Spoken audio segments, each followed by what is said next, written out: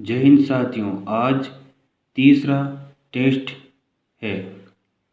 सभी इसको अटेंड जरूर करना, बहुत ही इम्पोर्टेंट टेस्ट होने वाला है। एग्ज़ाम में 100% क्वेश्चन पढ़ेंगे आपको इस टेस्ट में। चलो टेस्ट को शुरू करते हैं। अगर आपने हमारे पिछले टेस्ट नहीं दिया है तो प्लेलिस्ट में जाकर पिछला टेस्ट दीजिए और पिछली कक्षाओं का अवलोकन करें। चलो आज का टेस्ट शुरू करते हैं। 3, 2, 1। पहला क्वेश्चन, सूर्य और पृथ्वी के मध्य कम से कम दूरी किस दिनांक को होती है? ऑप्शन ए 3 जनवरी को, 22 दिसंबर को, 21 जून को, 22 सितंबर को। बताओ कि सूर्य और पृथ्वी के मध्य कम से कम दूरी किस दिनांक को होती है? तो इसका राइट आंसर है 3 जनवरी को। 3 जनवरी को पृथ्वी और सूर्य के मध्य सबसे कम दूरी होती है। बहुत इंपॉर्टेंट क्वेश्चन है ये, याद रखना। अगला क्वेश्चन, यदि पृथ्वी और अंतरिक्ष के बीच से वायुमंडल को हटा दिया जाए तो आसमान का रंग कैसा होगा? काला, हरा, नीला, सफ़ेद। सभी को आ रहा है काला। किस नदी का उद्गम स्थल राक्षस ताल तिब्बत में है? सतलज, सिंधु, रावी, व्यास। जल्दी बताओ। तो इसका राइट आंसर है सतलज। सतलज नदी का उद्गम स्थान राक्षस ताल तिब्बत है।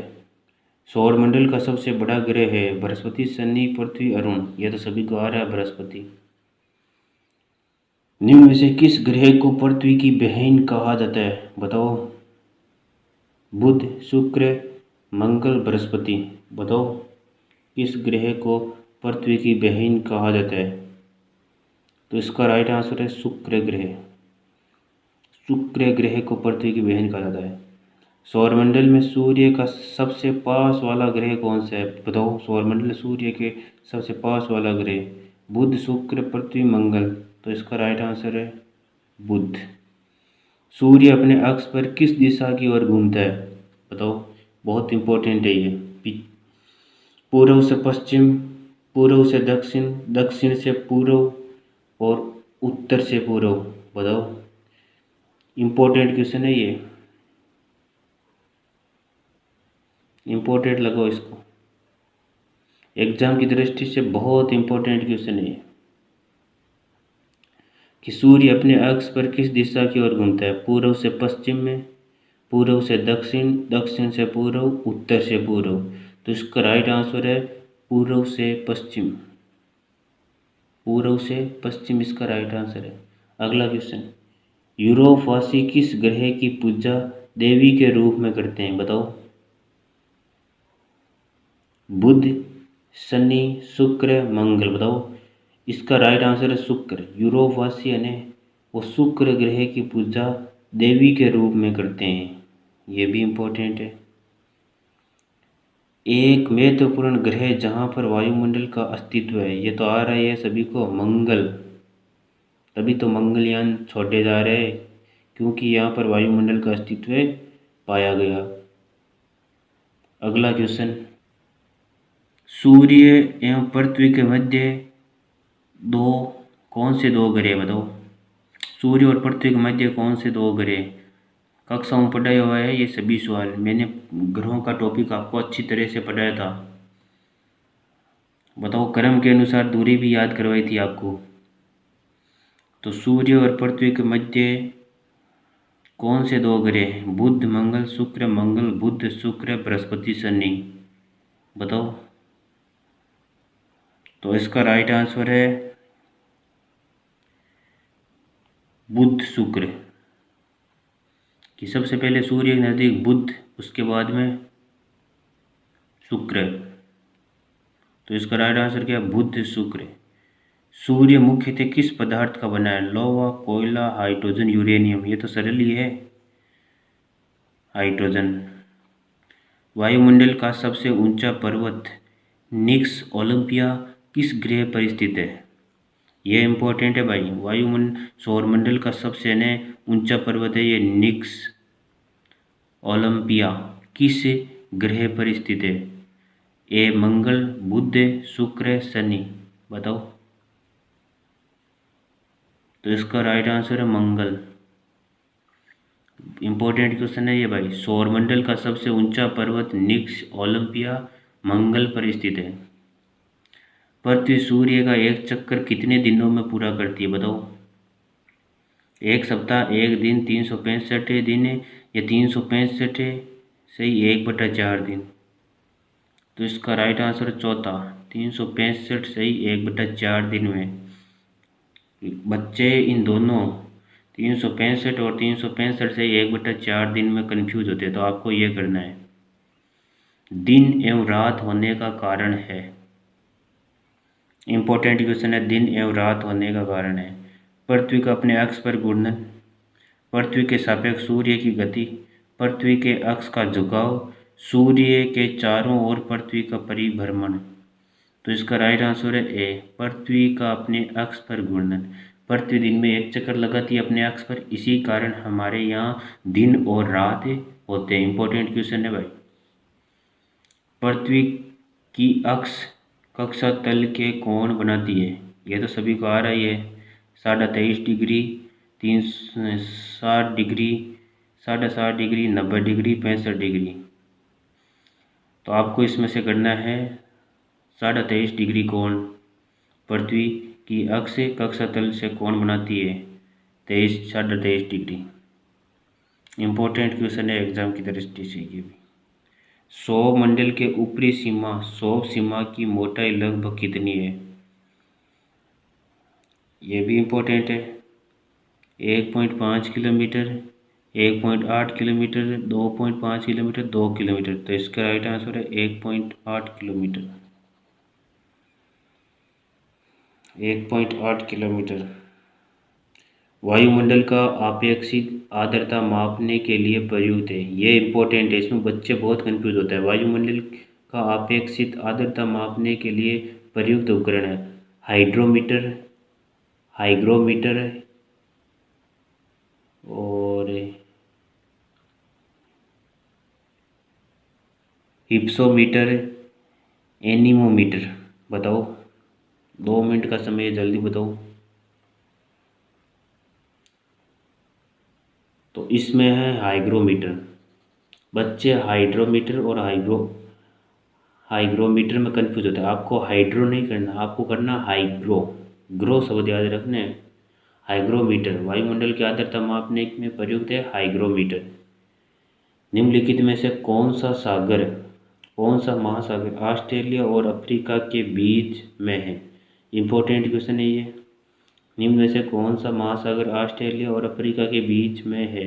हिंद महासागर, आर्कटिक महासागर, अटलांटिक महासागर, प्रशांत महासागर। जल्दी बताओ। तो इसका राइट आंसर है हिंद महासागर। विश्व का सबसे बड़ा महासागर, ये तो सभी को आ रहा है, प्रशांत महासागर। विश्व का सबसे बड़ा महासागर कौन सा, प्रशांत महासागर, ये तो सभी को आ रहा है। अगला क्वेश्चन इंपॉर्टेंट है भाई। कौन सा महासागर एस आकृति के समान दिखाई देता है, ये इंपॉर्टेंट है। आर्कटिक महासागर, अटलांटिक महासागर, अरब सागर, इनमें से कोई नहीं। बताओ। तो इसका राइट आंसर है अटलांटिक महासागर। कौन सा महासागर एस की आकृति के समान दिखाई देता है, अटलांटिक महासागर, याद रखना। समुद्र पृथ्वी की सतह का लगभग कितने प्रतिशत भाग घेरे हुए, बताओ। 60%, 70%, 80%, 85%। तो इसका राइट आंसर है 70%। विश्व का सबसे छोटा महासागर कौन सा है, हिंद महासागर, अटलांटिक, आर्कटिक, प्रशांत। तो इसका राइट आंसर है आर्कटिक महासागर। विश्व का सबसे छोटा महासागर आर्कटिक। किस सागर का तट नहीं है, ये बहुत इंपॉर्टेंट है। श्वेत सागर,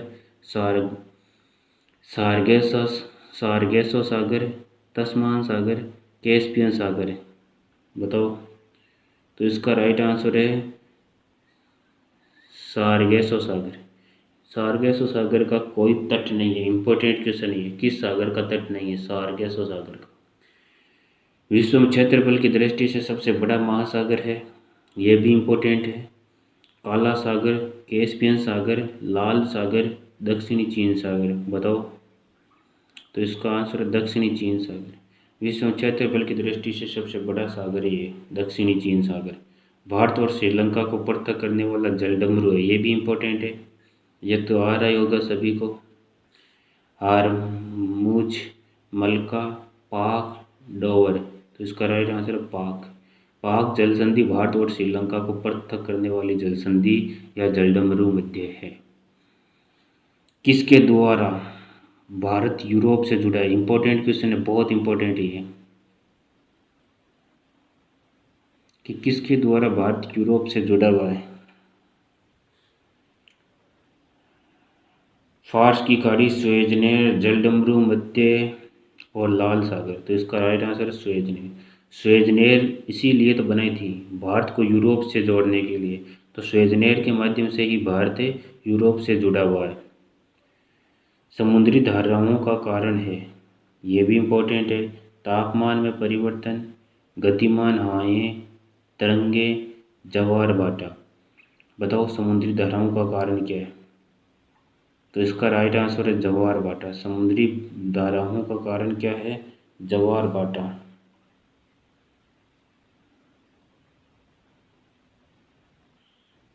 देखो इस प्रश्न में थोड़ा सा कन्फ्यूज है कि अगर ऐसा होने समुद्र में लहरें यानी तूफान आता है तब तो करना आपको ज्वार भाटा, और यह कि उसने समुद्री धाराओं का कारण है तब गतिमान हवाएं भी इसका है। दोनों भी है वैसे तो ज़्यादा हवा तो गतिमान हवाएं इसका राइट आंसर होगा। अगर ऐसा है तो समुद्री तूफान, समुद्र में तूफान का कारण है तो आपको ज्वार भाटा, यानी समुद्र की लहरें तूफान के साथ उड़ती है तब तो ज्वार भाटा, और समुद्री धाराओं का कारण तब आपको गतिमान हवाएं करना है। विश्व का सबसे बड़ा महाद्वीप कौन सा है? ये तो सभी को आता है, ये एशिया महाद्वीप विश्व का सबसे बड़ा है। सार्वधिक देशों वाला महाद्वीप, ये इम्पोर्टेंट, बहुत इम्पोर्टेंट, इसको इम्पोर्टेंट करो और कॉपी में नोट कर लो। सारे देशों वाला महाद्वीप, यूरोप है, एशिया है, उत्तर अमेरिका, अफ्रीका। तो अफ्रीका महाद्वीप में सबसे अधिक देश है, अफ्रीका महाद्वीप में सबसे अधिक देश है। कौन सा महाद्वीप मरुस्थलविहीन है? बहुत इम्पोर्टेंट, मैंने कई बार पढ़ा है इसको कि कौन सा महाद्वीप मरुस्थलविहीन है? यूरोप। मैंने कितनी बार पढ़ा है? वो 10 बार इस प्रश्न को मैं पढ़ा चुका हूँ। अगर अब भी आपको याद नहीं है तो पढ़ने का कोई मतलब नहीं है। 10 बार इस ट्यूशन को मैं आपको कक्षा में भी पढ़ाया था और यही टेस्ट सीरीज में भी पढ़ा रहा हूँ। मेडागास्कर किस महासागर का सबसे बड़ा द्वीप है? यह भी इम्पोर्टेंट है भाई। मेडागास्कर किस महासागर का सबसे बड़ा द्वीप है? हिंद महासागर, अटलांटिक महासागर, मर्तक सागर, लाल सागर। तो इसका राइट आंसर है हिंद महासागर। मेडागास्कर यानी हिंद महासागर का सबसे बड़ा द्वीप है। उस देश का नाम बताइए जिसके अधीन ग्रीनलैंड द्वीप है। इंपॉर्टेंट क्वेश्चन है भाई, कि उस देश का नाम बताइए जिसके अधीन ग्रीनलैंड द्वीप है। कनाडा, डेनमार्क, पोलैंड, रूस। आपका राइट आंसर है डेनमार्क। कोयला किस चट्टान में बना पाया जाता है, यानी कोयला किस चट्टानों में पाया जाता है? तो ये बताओ, इम्पोर्टेंट है। आग्नेय, कायांतरिक, अवसादी, इनमें से कोई नहीं। तो अवसादी आपका राइट आंसर है। मूंगे की सबसे बड़ी चट्टानें ग्रेट बैरियर रीफ कहाँ है? Canada, New Zealand, Australia, America. इसका राइट आंसर है ऑस्ट्रेलिया। ऑस्ट्रेलिया महाद्वीप में ही ग्रेट बैरियर रीफ है जो मूंगे की सबसे बड़ी चट्टान से बनी हुई है। निम्न में से कौन सी कायांतरित सेल है? संगमरमर, चूना, ग्रेनाइट, कोयला। संगमरमर कायांतरित सेल है। एशिया यूरोप को पृथक करने वाला पर्वत, ये तो सभी को आ रहा है, नाम से पता है। एशिया यूरोप, यूराल पर्वत। निम्न में से अवशिष्ट पर्वत का उदाहरण, भारत में इन्हें अवशिष्ट, यानी इनमें से कौन सा अवशिष्ट पर्वत है? विंध्याचल, सस्ता, एंडीज, आल्प्स। तो Vindhyachal is right answer. Vindhyachal अवशिष्ट पर्वत है। एवरेस्ट किस देश में स्थित है? ये तो सभी को आ रहा है, नेपाल। माउंट गॉड ऑस्टिन स्थित है, ये इंपॉर्टेंट है भाई, लद्दाख में, महान हिमालय में, काराकोरम में, जास्कर श्रेणी में। तो आपका राइट आंसर है काराकोरम में। माउंट गॉड ऑस्टिन स्थित कहाँ है? काराकोरम में। पृथ्वी की सतह का कठोर भाग खनिज ही तो पृथ्वी की सतह का कठोर भाग है। एवरेस्ट शिखर की ऊंचाई है ये तो आ रहा है, मैंने 10 बार बता दिया, 8,849 मीटर। पठारी क्षेत्रों में विश्व की कितनी प्रतिशत जनसंख्या निवास करती है? 26, 16, 30, 9।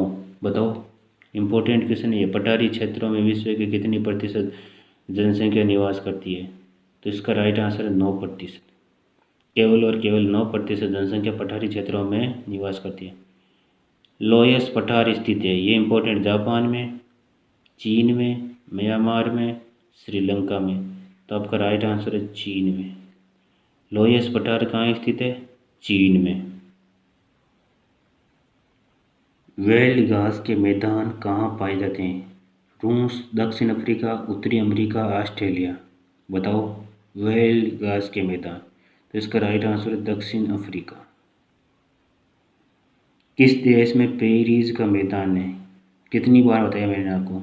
10 बार बता चुका हूँ मैं। कक्षाओं में 10 बार मैंने पढ़ा चुका हूँ।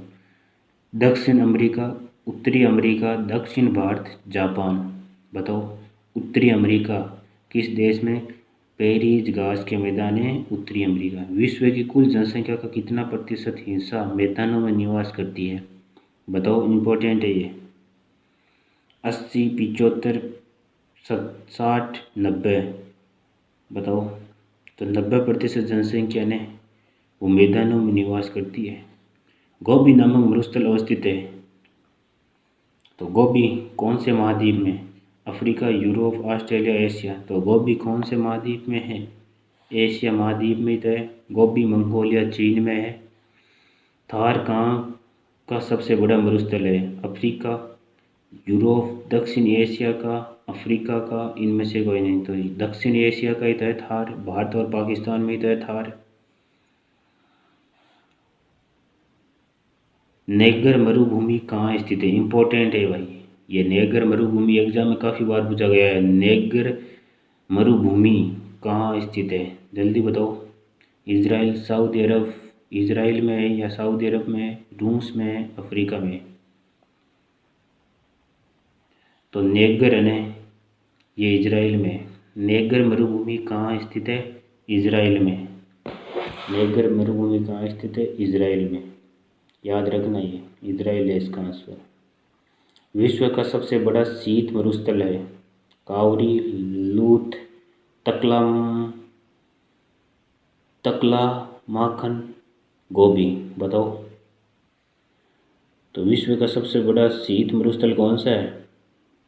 गोबी सबसे बड़ा शीत मरुस्थल है विश्व का। विश्व का सर्वाधिक विश्वासघाती नदी किसको माना जाता है? इम्पोर्टेंट है ये, इसको इम्पोर्टेंट लगाओ आप। विश्व की सर्वाधिक विश्वासघाती नदी किसको माना जाता है? नील, अमेजन, मिसिसिपी, वांगो। तो इसका राइट आंसर है हवांगो। हवांगो को सर्वाधिक विश्वघाती नदी माना जाता है। अगला क्वेश्चन, नील नदी की देन किसे कहा जाता है? बताओ, चीन को, यूनान को, मिस्र को, जापान को? मिस्र को, इसका राइट आंसर है मिस्र को। ये तो सभी को आ रहा है, नील नदी की देन मिस्र। नील नदी का स्रोत क्या है? Lake Nasser, lake Victoria, lake Chad, lake Tanganyika. तो लेक विक्टोरिया। नील नदी कहाँ से निकलती है? लेक विक्टोरिया से निकलती है। डेल्टा का अर्थ है, इम्पोर्टेंट है भाई, हल्के में मत लेना। डेल्टा का अर्थ है जमा किया गया कीचड़, अपनी सहायक नदियों के मध्य त्रिकोणाकार भूमि, एक खंडित चट्टान, खंडित चट्टान, इनमें से कोई नहीं। बताओ, इसका राइट आंसर है अपनी सहायक नदियों के मध्य त्रिकोणाकार भूमि। अपनी सहायक नदियों के मध्य त्रिकोणाकार भूमि को ही हम डेल्टा कहते हैं। गंगा के मैदान में नए जालोर निक्षेप को कहे जाते हैं? बाबर, बांगर, खादर और ये तराई। जल्दी बताओ, इम्पोर्टेंट है भाई ये क्वेश्चन, इम्पोर्टेंट है कि गंगा के मैदान में नए जालोर निक्षेप कहे जाते हैं? तो खादर। क्या कहा जाता है? खादर।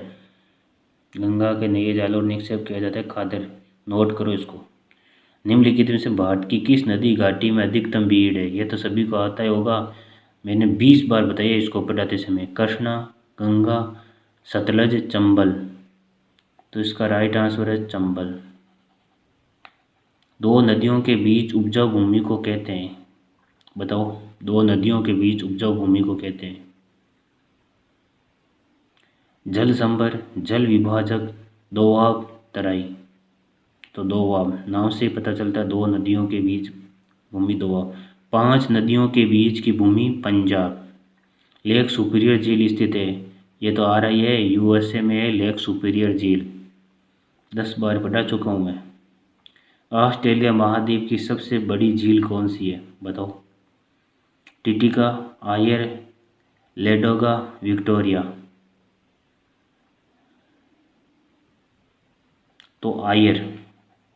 ऑस्ट्रेलिया महाद्वीप की सबसे बड़ी झील कौन सी है? आयर।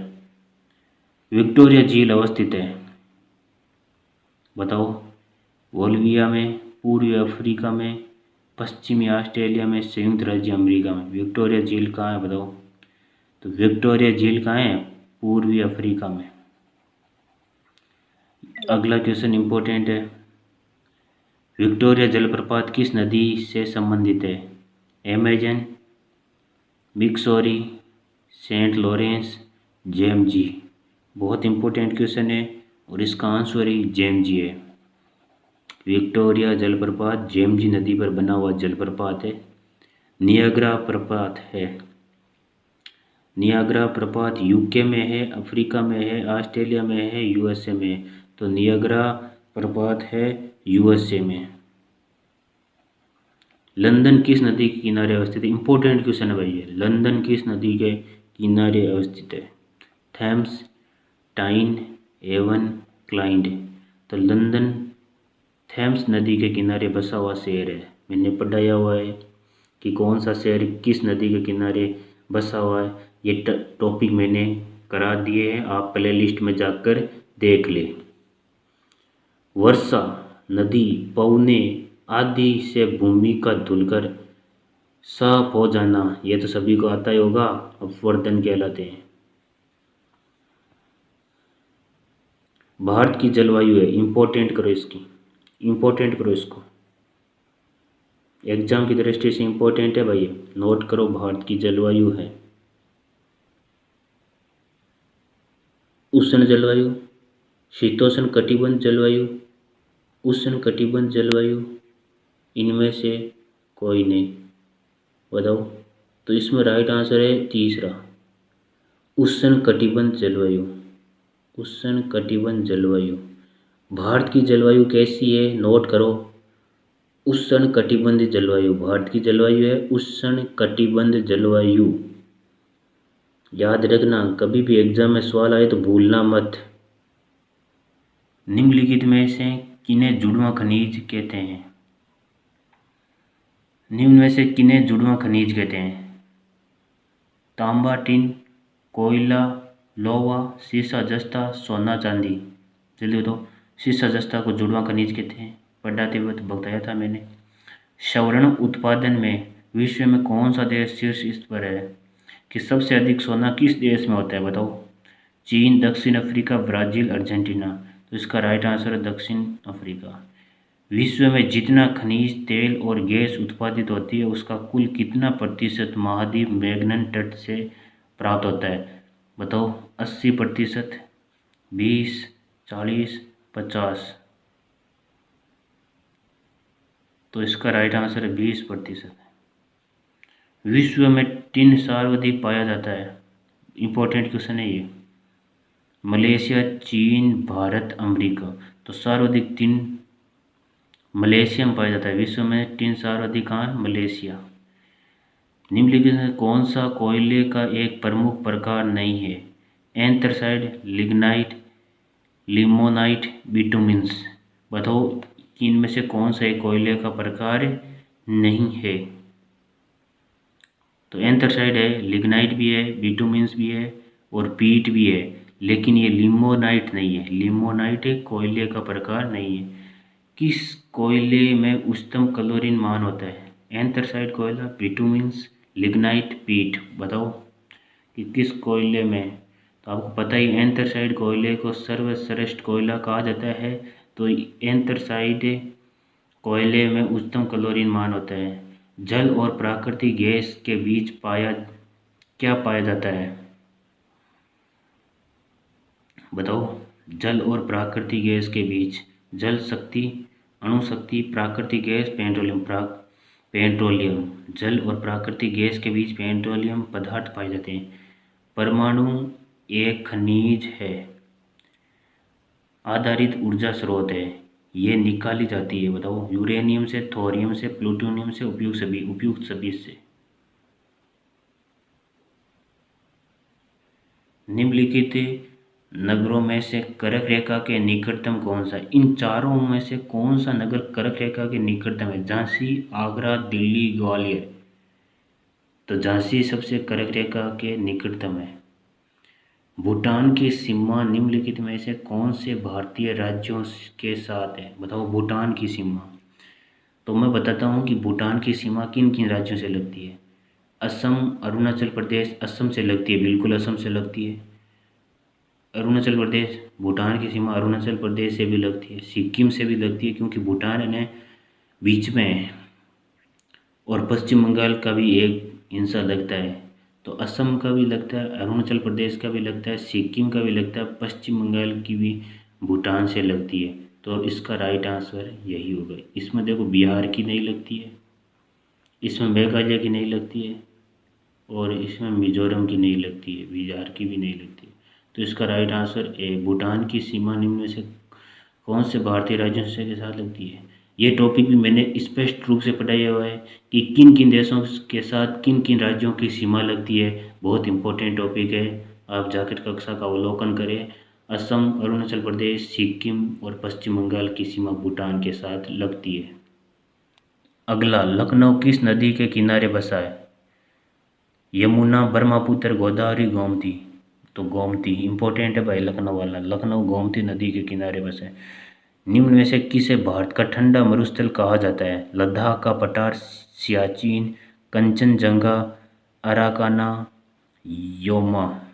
बताओ, इंपॉर्टेंट क्वेश्चन है। भारत का ठंडा मरुस्थल, तो लद्दाख का पठार है उसको भारत का ठंडा मरुस्थल कहा जाता है। भारत के कितने प्रतिशत भूभाग पर पठार का विस्तार पाया जाता है? बताओ। 30%, 39, 20, 28। भारत के कितने प्रतिशत भूभाग पर पठार का विस्तार है? बताओ। तो इसका राइट आंसर है 28% भाग पर भारत की के पठार स्थित है, भूभाग पर पठार स्थित है। डुरेंट लाइन निम्न में से किन दो देशों के बीच की सीमा है? भारत पाकिस्तान, पाकिस्तान अफगानिस्तान, भारत एवं चीन, संयुक्त राज्य अमेरिका और मेक्सिको। यह तो सभी को आता ही होगा। भारत, पाकिस्तान और अफगानिस्तान के मध्य एक सीमा है जिसको डुरेंट लाइन कहते हैं। भारत के साथ किस देश की सीमा नहीं है? Myanmar, Bhutan, Nepal, Mongolia. देखो भूटान की भी है, म्यांमार की भी है, नेपाल की भी है, लेकिन मंगोलिया की नहीं है। निम्नलिखित राज्यों में से किस एक में सबसे लंबी तटरेखा है? बताओ, सबसे लंबी तटरेखा वाला राज्य। कितनी बार पढ़ा चुका हूँ, 20 बार पढ़ा चुका हूँ। गुजरात की लगती है सबसे लंबी तटरेखा। कितनी है? 1600 मीटर। और फौज की दौड़ भी 1600 किलोमीटर है, सॉरी। और यहाँ फौज की दौड़ 1600 मीटर होती है और इसकी 1600 किलोमीटर, याद रखना आप। भारत की सबसे लंबी सीमा निम्न में से किस देश के साथ लगती है? तो ये तो सभी को आता ही होगा, बांग्लादेश के साथ लगती है भारत की सबसे लंबी सीमा, क्योंकि बांग्लादेश को तीनों ओर भारत ने ही घेरा हुआ है। क्षेत्रफल की दृष्टि से भारतीय भूभाग विश्व के कुल भूभाग का लगभग कितना प्रतिशत है? इंपॉर्टेंट करो इसको, बहुत इंपॉर्टेंट है, इंपॉर्टेंट करो इसको, कॉपी में नोट करो। क्षेत्रफल की दृष्टि से भारतीय भूभाग विश्व के कुल भूभाग का लगभग है 3.5%, 2.4%, 1.4%, 3%। इसका राइट आंसर 2.4%। कितना है? 2.4%।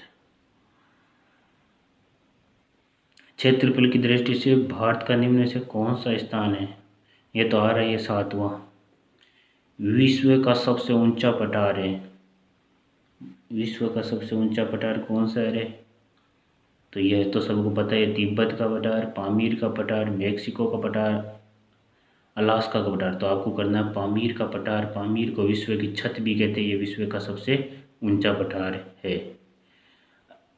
चलो आज की क्लास हम यहीं ख़त्म करते हैं, और कमेंट में ज़रूर बताना कि आपके कितने क्वेश्चन राइट हुए हैं, और क्लास को शेयर करना ताकि आपके छोटे भाई बहन भी पढ़ सकें, और चैनल को सब्सक्राइब करना, लाइक करना, और हमारी सभी कक्षाओं का अवलोकन करना, और कमेंट में लिखना। जय माता दी।